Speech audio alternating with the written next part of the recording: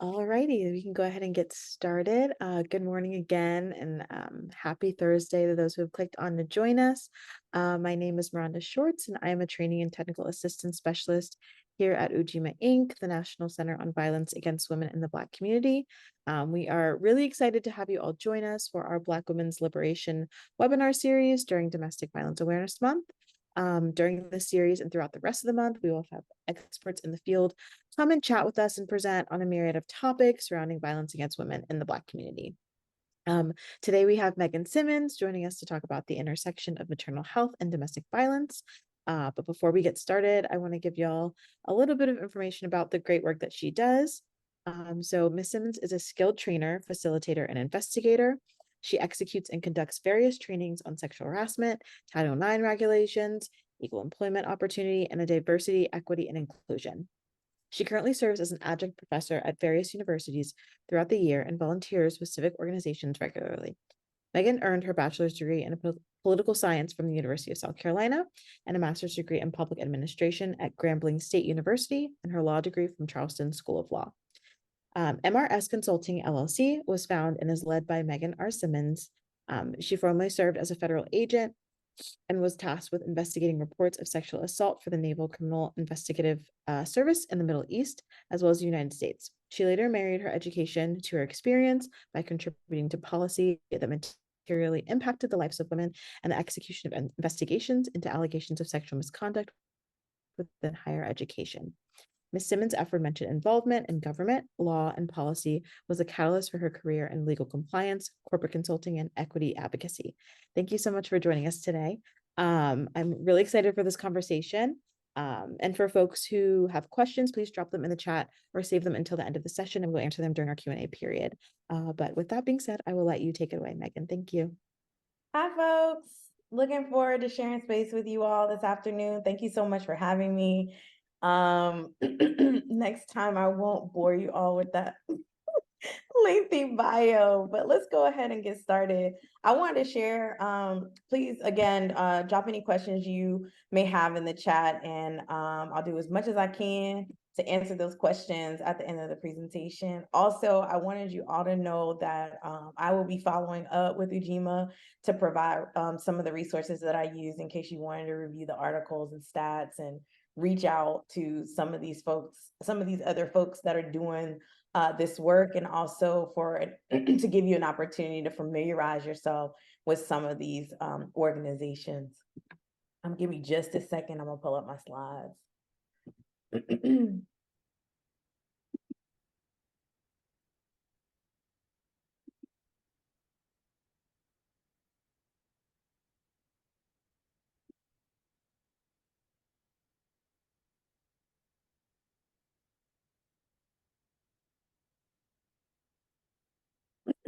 So this is going to be a presentation on the intersection of maternal health and interpersonal violence.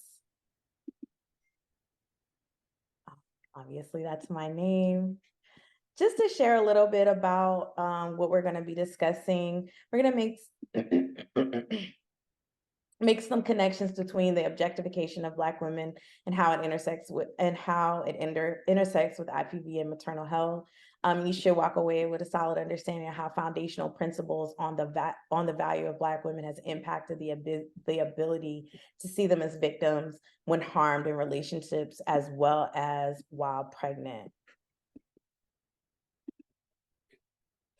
Many of you, sorry, folks, I'm not a techie. So many of you are probably very familiar or relatively familiar with some of the stats as it relates to Black women and dying in childbirth.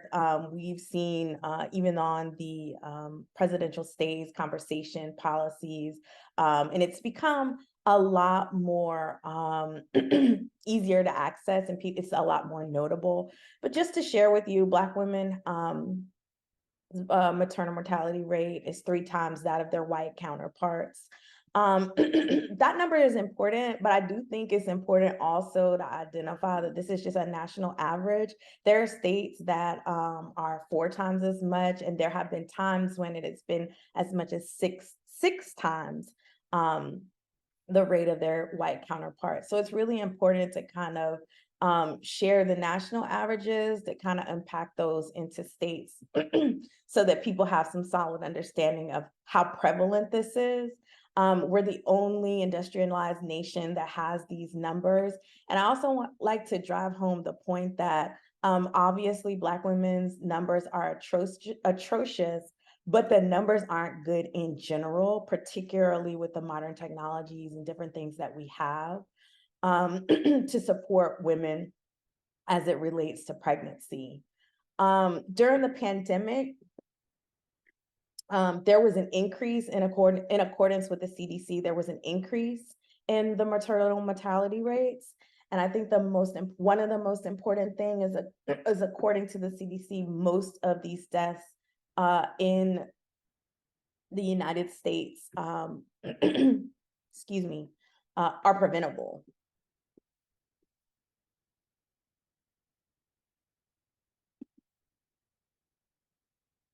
Let's talk a little bit about interpersonal violence.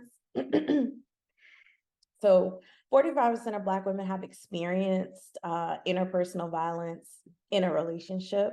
And I will say our and we throughout the slides because I do identify as a Black woman. So just sharing that with folks if you notice that language. Our numbers tend to be disproportionate to other races. Black women are almost 3 times more likely to die at the hands of a current or ex-partner than members of other racial backgrounds. So I think those kinds of things are really important to kind of set the table on the value of Black women and how prevalent IPV is as it relates to Black women and women of color.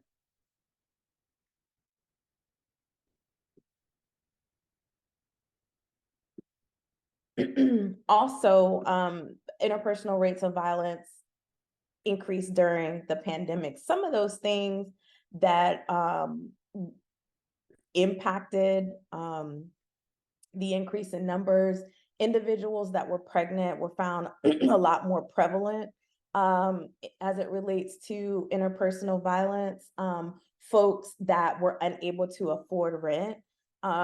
Ujima did a study a few years ago now, but did a study with Johns Hopkins University as it relates to housing and housing and interpersonal violence during the pandemic, just to share that with you all in case you want to pull that report.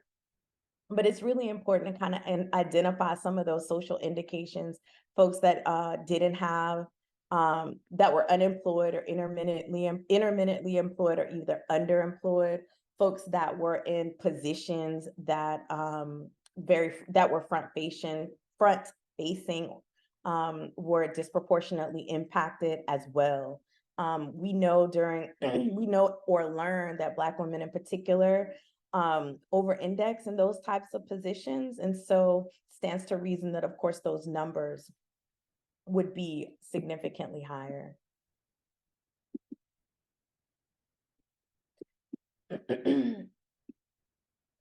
So let's talk a little bit about ways racism has impacted Black victims of IPV and maternal health.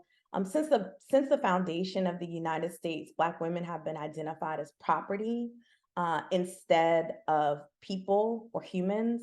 Black women were used as a commodity to build the United States economy. There was a time in the United States wherein obviously many of us are knowledgeable about slavery or enslaved people, but there were breeding farms when slaves were no longer being transitioned into the States, and essentially Black women were being bred like cattle, like goats, like anything else to serve or basically fund the economy. So that folks were not being transitioned in, they were actually being bred to transition into servitude. There was essentially, when you are identified, basically as a piece of property, when these types of violations are happening to you, There's no justice, there's no recourse when you're raped, when you're forced to have children that you didn't want. There's nothing really that you can do. And so foundationally, these are the conditions in which Black women have basically been subject to. And this is how we've been seen in the United States for quite some time. It's well documented that, Black women were hung, had their babies cut out of them. Again, when you're seen as property or subject to service, there's not a human impact and there's no empathy as it relates. And even further, there's no value. Are there any questions? No? Okay. I'm just making sure. I know I'm moving a little bit quickly.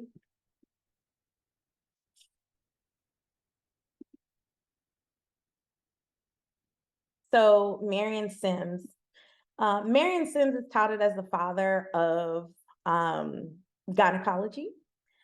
He did all sorts of experiments on Black women.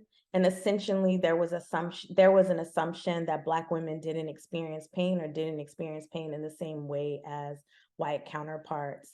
Essentially, there was no informed consent. And so while he had all these inventions and made all these contributions, it was built on the backs in the bodies of Black women. I think it's really important, since we acknowledge him and most people are pretty familiar with him. It's important that we acknowledge this statute that was basically erected in Alabama in, I think it's 2021. But basically, this is to pay homage to 3 of the women. I think there were about 12 women, but this is to 3 of the women. Their name were Anarcha, Lucy, and Betsy. And they are called the mothers of gynecology. And so for all their contributions, again, all these things were done without their informed consent. We do want to at least acknowledge them. And I didn't want to share the atrocious history of Marion Sims without at least saying their names and making sure folks are aware that this tribute does exist. So society struggles and still struggles to see the pain or to see Black women as victims. Racist tropes like the ones that you see here, the angry Black women, basically, when Black women are vilified for expressing anger, even when it is appropriate. This particular picture is a caricature of Serena Williams. She was being cheated out of a game, and she basically was showed some emotion. And this is one of the caricatures that was created about her. The mammy, basically, she's supposed to have no feelings. Her only position in life is to be in service and of service to others. And these racist tropes basically contribute to this idea that, Black women or Black people are not people. They don't have feelings.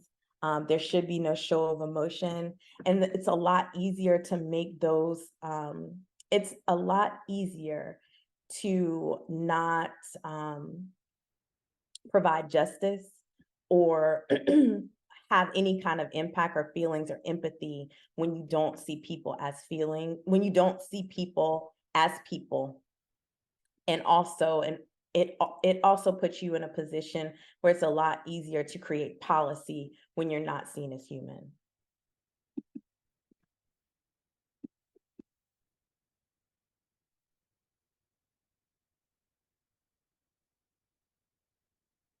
So pregnancy can be an especially dangerous time for women that are in abusive relationships. The violence has a tendency to exacerbate during this time. Homicide is one of the leading causes for death for pregnant women, and Black women are at a particularly higher risk. Black women experience pregnancy associated interpersonal homicides rates at 3 times higher than their white counterparts. And so it's important to be willing to call that out and making sure that we know that this is a time when we need to ensure that people have access to resources and that we're paying attention to harm that could be caused.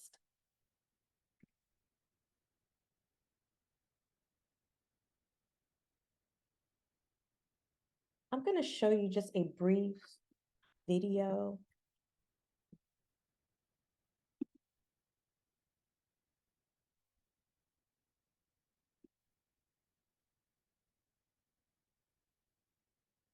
Alexander is a survivor of domestic violence from Jacksonville, Florida. 9 days after giving birth to a premature child, she was confronted and threatened by her abusive, estranged husband. In self-defense, she fired a single warning shot upwards into the ceiling to ward him off. She was arrested, jailed, prosecuted, and convicted of aggravated assault with a deadly weapon by a jury after only 12 minutes of deliberation. Prosecutors asked that she be sentenced under Florida's 1020 law, which meant that she would serve a 20-year mandatory minimum sentence. More people around the country began to organize around Marissa's case and demand her freedom when her story became known after George Zimmerman killed Trayvon Martin and wanted to invoke a stand your ground defense that was denied to Marissa. Her supporters helped publicize her case, held protests and events, raised funds for her legal defense, and supported her through her probation. Her case brought attention to the criminalization of domestic violence survivors who fight back against abusers. Grassroots organizing and good legal defense led to Marissa's case being overturned on a technicality. State's attorney Angela Corey decided to retry her case and threatened Marissa with 60 years in prison for defending her life. November 2014, Marissa accepted a plea deal for time served, plus 65 more days in jail and 2 years of probation under house arrest. Marissa Alexander was finally released on January 27, 2017. She has founded the Marissa Alexander Project to advocate for other survivors of violence who are criminalized for surviving. Many people like Marissa Alexander are in prisons all over the United States, doing time for defending themselves and for surviving. Learn more about how you can support other campaigns for freedom and justice at the Survive and Punish website. So I don't know if you all were able to heard the I hope you could hear the top of the video, but at the onset of the video, it talked about how she had recently had a child, and she had recently had a child. The child was preterm. I hope you're making the connection that essentially she had been in this volatile relationship with someone, and she basically fired a warning shot with him, and she was actually arrested, even though this person was her abuser. It just kind of sheds some light on the fact that, you know, this woman was pregnant. She had just had this child. She was the victim at the time. And then she ended up being arrested for basically trying to protect her own life. Just again, another example of how even when this person is just recently having a child, how she's vulnerable to the system arresting her because she's not even seen as a victim, even though she has a harm doer. Women of color and individuals that are low income are disproportionately impacted by mandatory arrest policies, rules, and regulations as it relates to domestic violence. Marissa Alexander. Sorry. So let's talk a little bit about reproductive coercion. Essentially, the attempt to control reproduction for Black women is nothing new. We've discussed breeding farms and how essentially Black women's reproductive rights essentially were basically not even acknowledged. And so there are also times wherein a harm doer will try to essentially coerce you into having children. So according to the National Domestic Violence Hotline, reproductive coercion is threats or acts of violence against a person's reproductive health or their reproduction decision making and is a form of abuse. Sorry, I advanced the slide a little bit too early.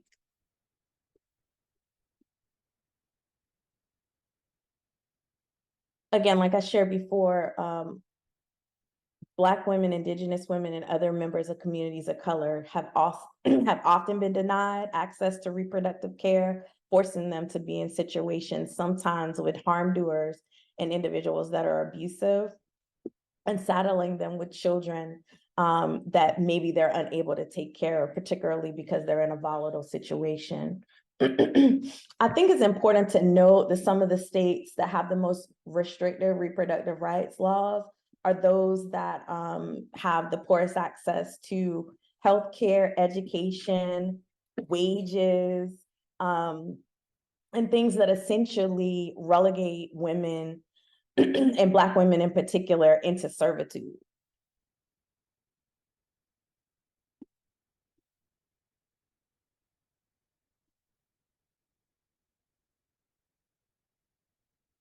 So this is just I do like to provide examples. Some of you may be familiar with these two individuals. They're celebrities, the baby and Danny Lee.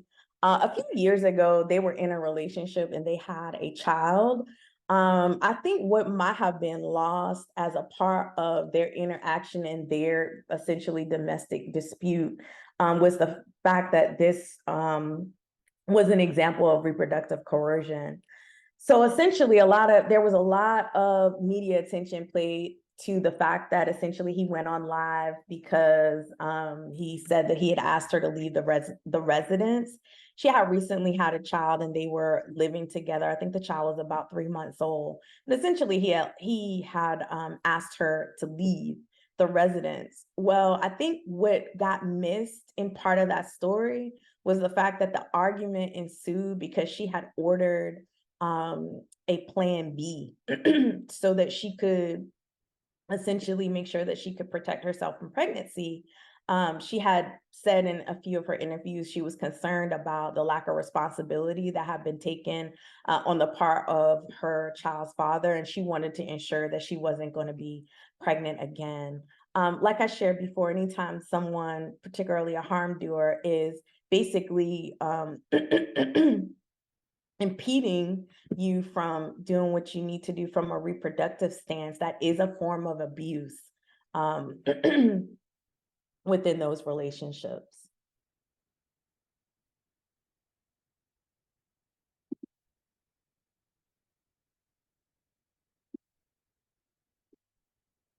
So maternal mental health. Maternal mental health is something that we've been talking a little bit more about, I think, particularly on the heels of the pandemic. I don't think that we had talked much about it in the past, but it does impact pregnancy. And in particular, it impacts folks that are involved in relationships that where they're experiencing abuse and pregnant at the same time. So IPV during pregnancy is associated with depression during and after the child is born. Women that experience abuse during pregnancy are 2.5 times more likely to report depressive symptoms than their counterparts that have not been abused. And then mental health conditions is one of the key underlying causes of maternal mortality. I've shared a few different statistics with you all, but that particular one came out in the CDC, and essentially it was a review of some of the conditions that have been causing maternal mortality. And one of the key factors or key conditions that were identified was maternal health. And so it's just important to acknowledge that your mental health does impact your body, and individuals that are in abusive situations or relationships, particularly when they're pregnant, it impacts them as well as the pregnancy.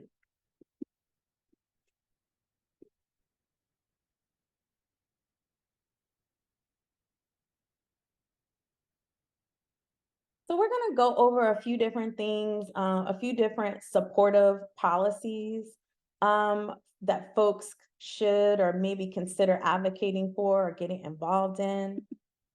Many of you are familiar, I'm sure, with Momnibus. It is a host of different opportunities for federal policy. It covers things like research,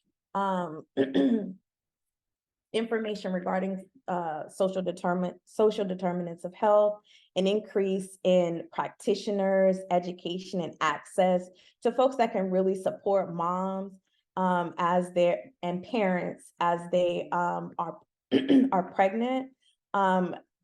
This policy has been put forth by Representative Alma Adams and Representative Lauren Underwood. They worked with all sorts of researchers, advocacy organizations, and were very specific in including Black community as it relates to drafting this particular policy. It's pretty inclusive and comprehensive, and is one of the things that would be impactful in driving down these numbers.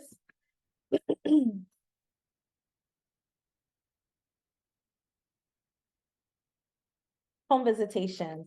Home visitations is something that probably would be more impactful as it relates to local policies. It's an opportunity to engage folks that will come out to the home, visit with the mom, make sure everything is going okay. Organizations like Futures Without Violence have partnered with home visitation programs for trainings and such, and research has shown that it is helpful as it relates to prevention with IPD. It gives you a hands-on opportunity to kind of see what's going on and also provide resources to the possible victim or survivor that are specific to their needs. As it relates to Black community, most folks here, or many folks here, understand that sometimes the goal is just to get the harm to stop. It's not necessarily just a law enforcement impact or having someone arrested for various reasons. And historical trauma as it relates to interacting with police and systems. And so this is a solid opportunity to have some conversation to let the person know what their options are, what's available to them, any funding that might be helpful to them. And then access to comprehensive reproductive education and healthcare, making sure people understand how their body works, making sure they have solid understanding of the rules, regulations, and laws that will impact them as it relates to the state in which they live in, what information is available to them, and what barriers may exist and options that might be provided to them in the event that they are encountering some barriers. I think it's really important for people to have holistic care so they can do what's best for them, particularly when they are dealing with difficult situations as it relates to the relationships in which they are in.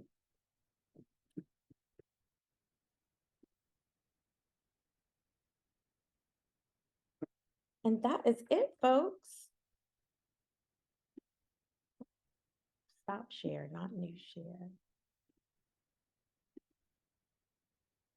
Are there any questions or comments?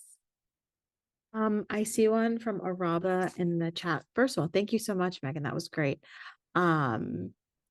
She says, can you talk a little bit more about why reproductive coercion can be especially dangerous for Black women, considering economic and social factors? One example I can think of is a lack of access to childcare, PTO, benefits from work, and why having a child for some Black women can be super detrimental. A little bit more about them, especially dangerous, considering economic and market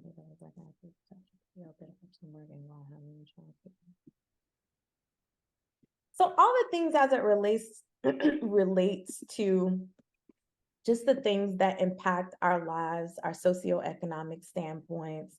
You know, the cost of food is exorbitant, you know, at this point. Housing has gone up.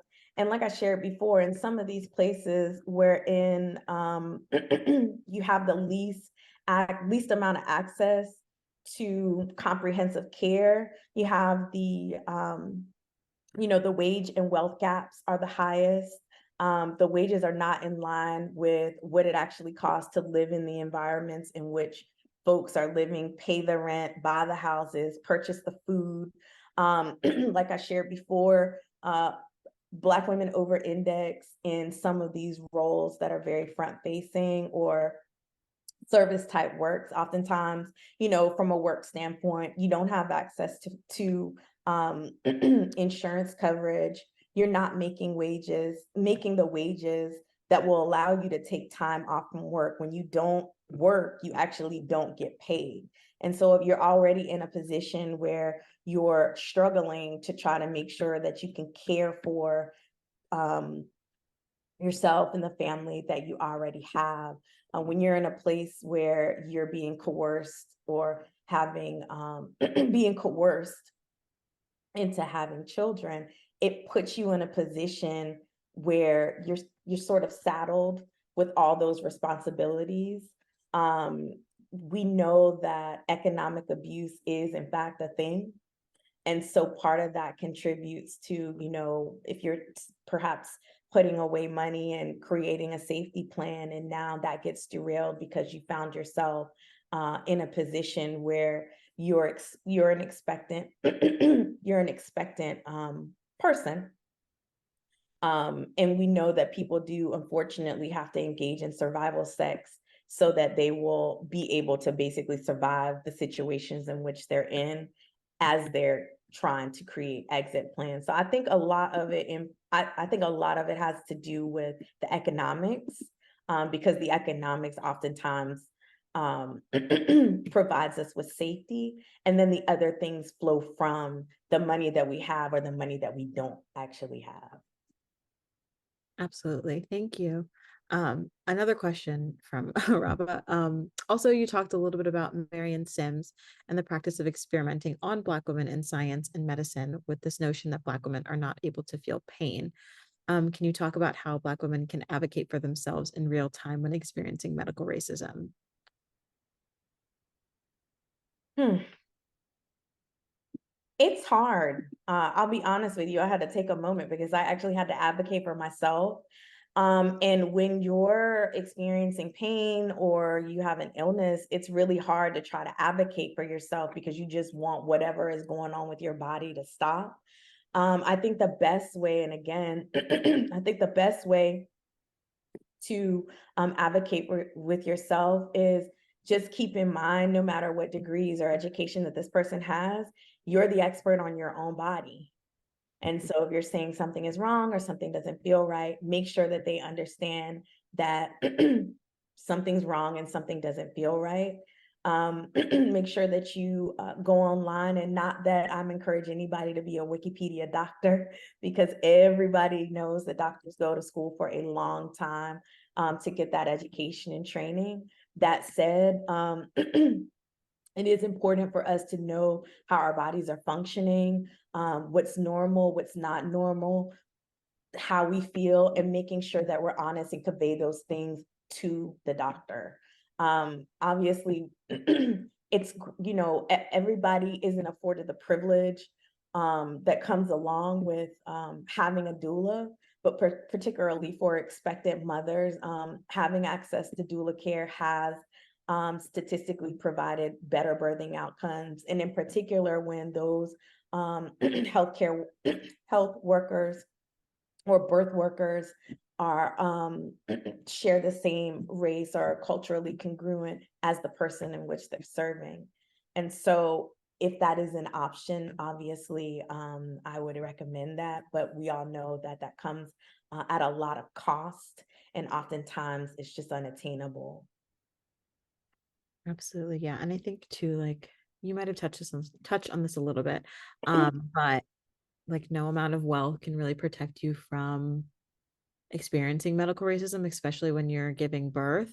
So Absolutely not. So we've seen stories from, Beyonce, Serena Williams. I mean, these women are multimillionaires and they both had birthing stories that something went wrong that didn't necessarily have to go wrong. And I know in particular in Serena Williams' case, she specifically said something is wrong. And because again, someone didn't listen to her, or people didn't believe that she was experiencing the pain that she knew she was having, she essentially had to save her own life. But it is very important to identify that as it relates to Black women's mortality in childbirth, it surpasses socioeconomic. So you can't educate yourself out of those statistics. Not that you should be able to, it just should not be happening, right? And so we just need to make sure that we're holding people accountable and making sure that people are knowledgeable of the historical foundations, making sure that people are knowledgeable that racism does in fact exist, and it impacts the way Black women in particular are treated as it relates to healthcare. Absolutely. Curly Palmer said, and Serena knew that she was prone to blood clots and told them what they needed to do, and they still didn't listen. Right. She saved her own life, which is unfortunate. Question from Molly. She said, can you talk about some gaps in research? What areas of research should be prioritized to address existing disparities? I would like to see some more research and some more updated research, specifically about the intersection between IPV and maternal health generally. There are links and there are some stats, but I would like to see even more information because I think it's so prevalent. And I think it's a gap in information that we just haven't spent enough time on. There are organizations out there that are doing things and that are advocating, but I do think there's more research that needs to be done because I think this is again a gap in information that has gone relatively untouched. Absolutely. Abigail Hurst says, thank you so much for this powerful presentation. As we know, high rates of maternal mortality and firearms are linked. Could you talk a little bit about any culturally specific considerations around firearms as we as advocates should be aware of? I am not the expert on firearms. I know there are a ton of stats as it relates to Black women, as it relates specifically to firearms, but I actually don't spend a ton of time on the firearms aspect, which is a gap. I see a hand. And I know Ujima does some research as it relates to, or has some folks on the team that does some things with firearms specifically. Looks like there's an Ujima hand up. Yeah, that's me. So I was just gonna add, I was just gonna add. Oh, wonderful.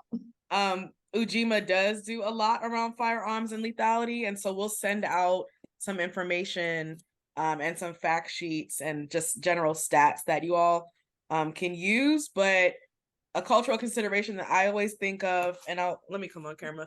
Sorry. A cultural consideration that I always think of is when, for instance, a case manager is like, oh, make sure you go and file for your child support.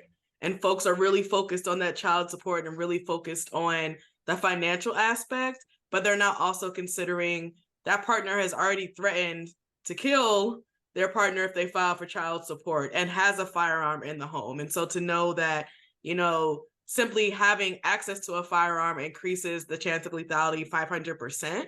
Like, people need to put these two things together. Sometimes it might be better if they don't file for that child support and they seek other options or other maybe more informal arrangements even, than going through a system and having a potentially more negative outcome, right? But just to be able to have that conversation is culturally specific work of like, there are different options for what you need. If you can't access that, what are the other areas that you could have access to, or other areas that can help you improve whatever's happening in your home? So just add that.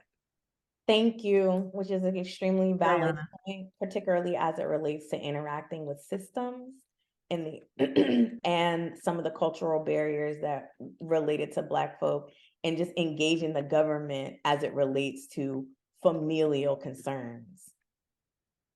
I think sometimes it gets lost that while the relationship is volatile and abusive, oftentimes these people are family or feel that, you know, they are family.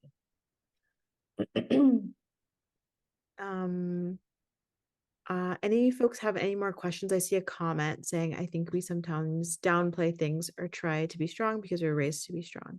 Any comments on the strong Black women? Agreed. Emphasis on the trope as it relates to the strong Black woman. I use the trope of the angry Black woman, but the strong Black woman is also a trope that's often used, particularly in family and professional environments, just this idea that you can just continue going and going, and you should be in constant servitude to others without considering your own feelings and how you may feel. And the fact of the matter is we're all human. The impact of mental health has been tremendous in Black community just generally, but I do feel that there has been more information out there and access for mental health and just more advocacy in the way of letting folks know that we're resilient, but strong sometimes can be harmful to us when we don't do things that we need to do to take care of ourselves and acknowledge that we're human. Absolutely. And it also breeds, that culture of silence where Black women don't really feel like they can look for help because we have to be strong. So yeah, thank you for touching on that. Any folks have any other questions or comments? I just wanted to add to that. So making this example of, the baby who was the rapper, and I was even thinking of like Blueface and Krishan and what's happening there. But there are so many ways in which, not even just within the Black community, but just societally, that reproductive coercion and reproductive abusive behaviors are normalized and like not called out at all. But when there's this overwhelming perception that like women are the reproductive abusers, when that's not actually and factually the case. And so especially when we look at how Black women are talked about, of like, oh yeah, she trapped him, but he has, children all over the country or all over the neighborhood even, and is not respecting any of the mothers, not respecting the children, that's reproductive abuse. And people aren't calling it out. They really just want to, a lot of times, focus on perceptions about Black women, perceptions about Black women being gold diggers, perceptions of, the welfare queen comes in, that mammy who's like unemotional, but like keeps having kids type of thing comes in. So to, again, really think about what's normalized and what's accepted, and then where the onus lays, because the onus typically is put on Black women or put on the survivor for experiencing what they lived through.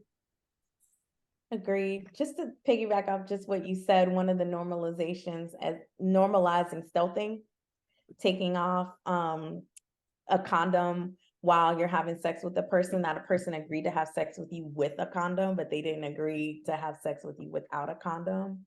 And that's kind of normalized behavior, and is a form of coercion because you continue, and a lack of consent. Any other questions? I actually had a question because I was just wondering from the audience or from the participants how they've seen reproductive coercion show up, or how they've seen, Black maternal issues show up in their work.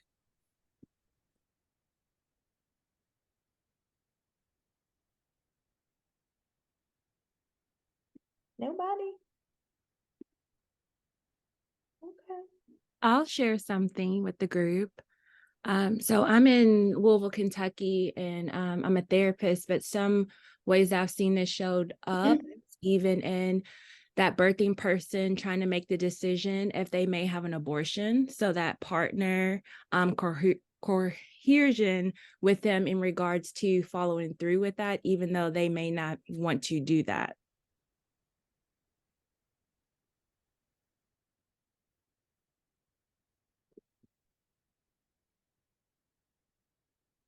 Yeah, I've seen that a lot. I've seen it a lot, and just in direct service work, I saw it a lot where the survivor would come in and talk about how, they really didn't want to have more kids. and were either pressured into having more kids, or somehow their birth control stopped functioning the same way, or just like blatantly their partner would like examine them to make sure they didn't have birth control. I've seen it a lot where survivors talked about being pressured into getting abortions or violently assaulted in an attempt to have that survivor miscarry. I've seen it where I had a survivor I worked with who she had gone through her entire pregnancy. It was a healthy pregnancy. And then at the end of it, she was having complications and her partner refused to take her to the hospital. And she had a stillborn baby when otherwise that baby could have been born healthy. And right. So just, and then after that refused to allow their child to be buried in accordance to their cultural traditions. And it was just a lot to, it really was centered around the child, but a lot to manipulate that survivor, put them down, make them feel bad, really antagonize their parenting, or even just talk about their parenting and talk about how a lot of, really, it was just a lot of ways to demean them. And so I always think about like the power and control wheel when it has using children as a tactic, like that starts even before the children might be born, and to think about what that means for the survivor's experience is really important. And just to piggyback off of that, that's why it's so important for practitioners so that they can find ways around. I spoke with a patient educator once, and she said, the survivor was sharing with her, I'm not in a position to leave. I don't want to have any more children. What are my reproductive, what are my contraceptive options? And what kinds of things can I do to ensure that this doesn't happen? Because I'm safety planning, but it's going to take me a little while. And so it's good, again, to be in community and make sure that we understand the language so that we can develop strategy so that folks can continue safety planning and transitioning out into safer spaces. I see a comment. I'll read it real quick and then we'll get to Salamo. I don't want to mispronounce your name, but I just want to read this comment out. I have just observed a lot of stigma in regards to Black women seeking reproductive health, justice, etc. The stereotype is we are exaggerating, making it up, or asking for it in terms of reproductive and or sexual abuse or violence. I think you should be able to go off mute if you're able. Yes, I know that this is about women, but I'm trying to find out if there are some studies or if there is an outreach trying to educate males about the experience of women and how they can also be supportive, because if we're only talking to women, this is going to continue happening. So what is being done, addressing men and how as a partner, they play a big role in the health of their partner.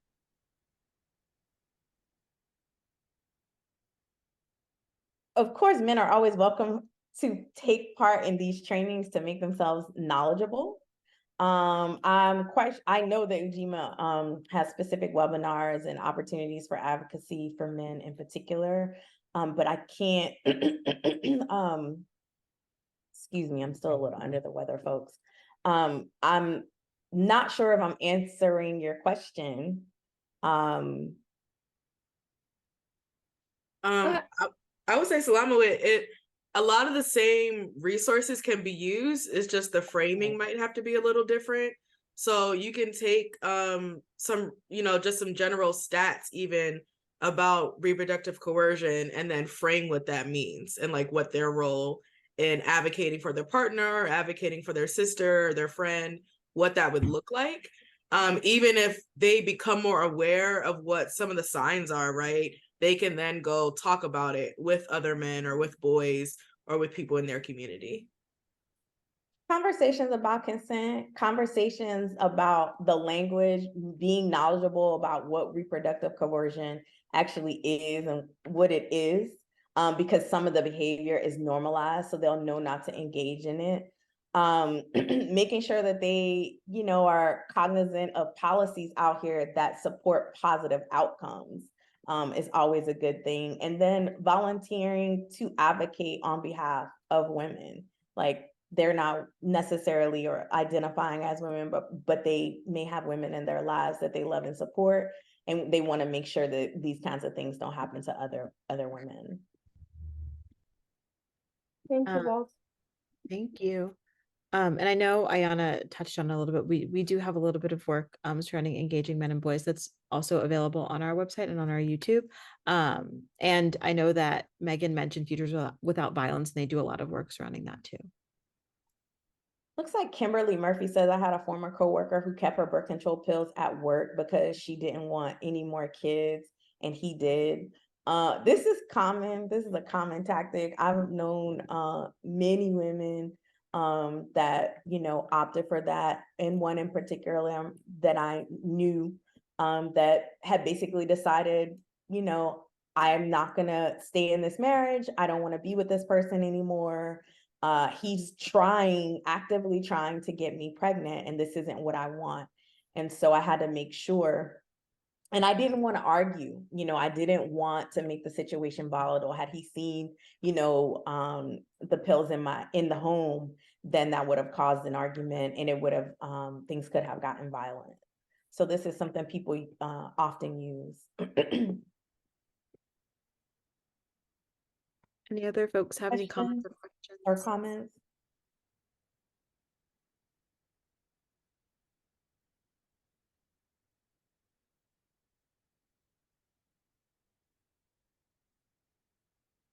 I just have one more thing probably, and then I'll be quiet.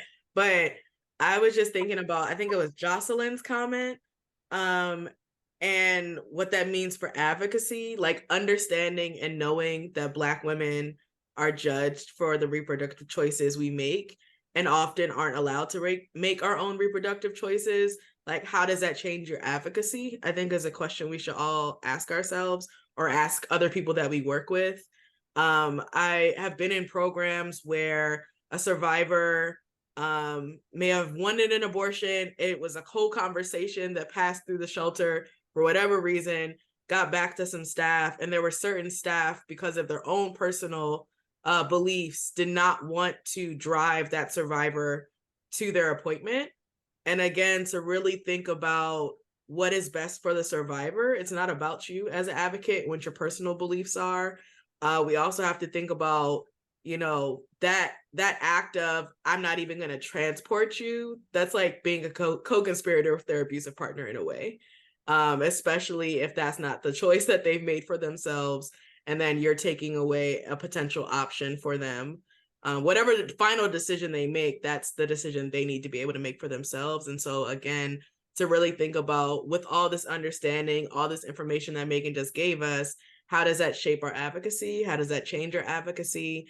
How does that change how we talk to other people about Black women's reproductive choices and options? And also making sure that people have a solid understanding of the foundation. I think it's important for people to understand how Black women have been seen, so we can make decisions about who we are, making sure people understand that we are in fact human, and making sure people understand that, you know, we feel things. You should listen to us when we come to the doctor and we tell you that we're in pain. Empowering folks and using language that shares with them that, you know, this is their body, they're empowered to make those decisions on their own, and they can make their own judgments and decide, you know, what kind of reproductive care they want, and educate themselves in the way that is most beneficial to them, outside of stigmas and stereotypes and things that perhaps they have internalized, but really getting a solid understanding of their autonomy and a good sense of self.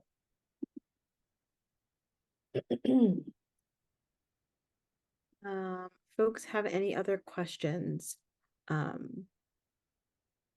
before we leave? I do, Megan, have a question for you. I guess it's more of like a envisioning thing, but We like to like kind of end it with what hopes do you have for the reproductive justice movement for the future?